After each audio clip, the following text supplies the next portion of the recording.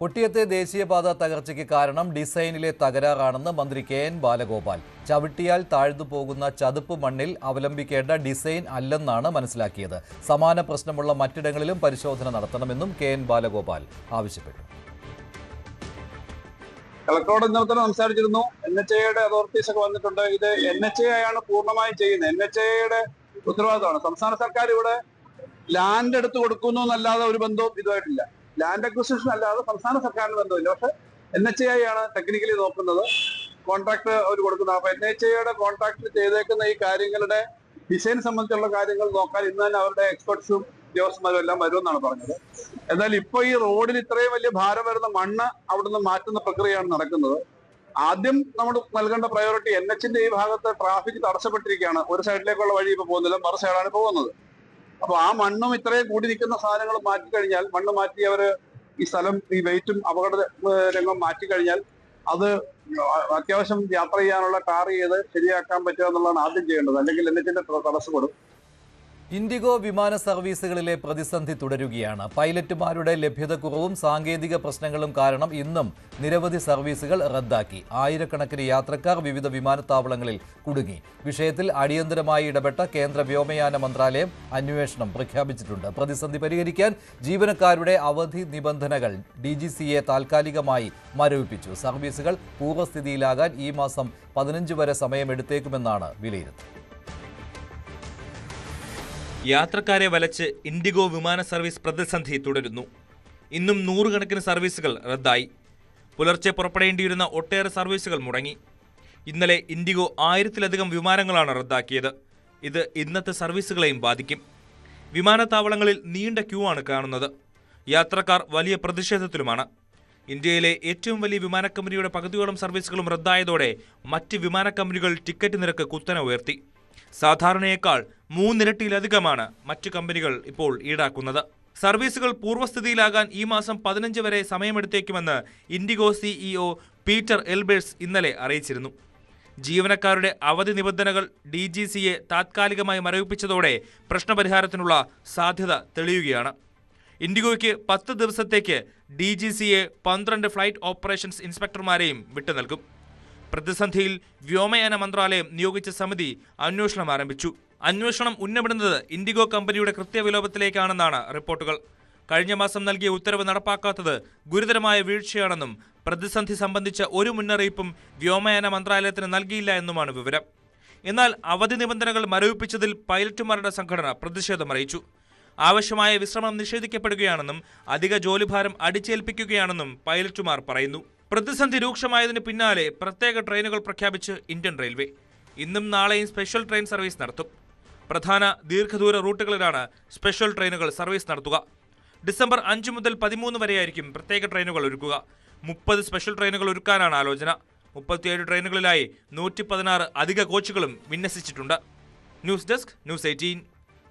തദ്ദേശ തെരഞ്ഞെടുപ്പ് വാർത്തകൾ.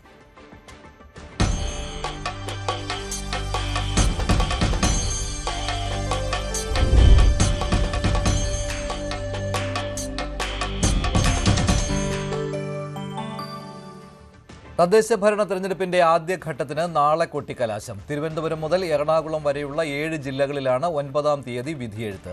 തദ്ദേശ തെരഞ്ഞെടുപ്പുകളിൽ തുടരുന്ന മേധാവിത്വം ആവർത്തിക്കാൻ കഴിയുമെന്ന് LDFും സർക്കാരിനെതിരായ വിധിയെഴുത്താകുമെന്ന് UDFും കണക്കുകൂട്ടുകയാണ്. കൂടുതൽ തദ്ദേശ സ്ഥാപനങ്ങളിൽ ഭരണം പിടിക്കുകയും വോട്ട് ശതമാനം ഉയർത്തുകയുമാണ് BJPയുടെ ലക്ഷ്യം. പ്രചാരണം അവസാന ഘട്ടത്തിലേക്ക് കടക്കുമ്പോൾ രാഹുൽ മാങ്കൂട്ടത്തിനെതിരായ ബലാത്സംഗ കേസും ശബരിമല സ്വർണ്ണക്കൊള്ളയും ചർച്ചയാക്കുകയാണ് മുന്നണികൾ.